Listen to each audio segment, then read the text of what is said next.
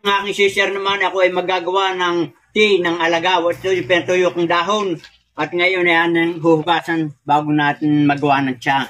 Pagkatapos mahugasan, ay ilagay sa kaserolang stainless. Lagyan ng 3 basong tubig at pakuluan ng 10 hanggang 15 minuto. At kapag nagbubulakan na ito, pahinain ang apoy at hintayin ng 10 minuto, saka patayin.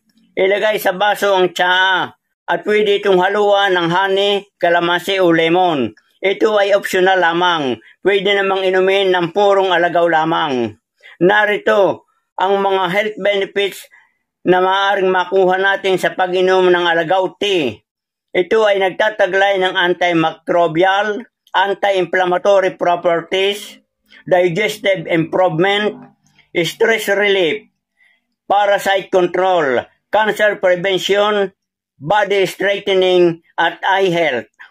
Ang pag-inom ng alagaw ay mainam upang maibsan ang sipon, ubo, lagnat at trangkaso. Ito ay mayaman din sa antioxidant properties, nilalabanan ang mga mapaminsalang free radicals.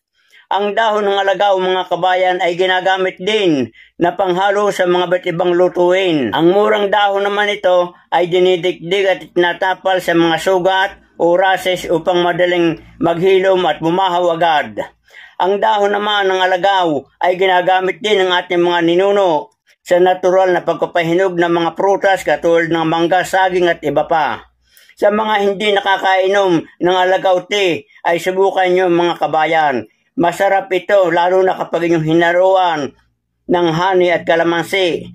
At kung kayo naman ay may sinat, sipon o lagnat, pwedeng uminom ng 3 beses sa maghapon. At bago ko magtapos sa mga kabayan, ay shoutout sa lahat ng aking mga followers, subscriber, sa lahat ng mga sumusubaybay sa aking channel. At huwag niyo kakalimutan, paki-follow naman, share, and subscribe. At napakalaking tulong niyan sa aking channel. Isang mapagpalang araw sa inyong lahat, mga kabayan.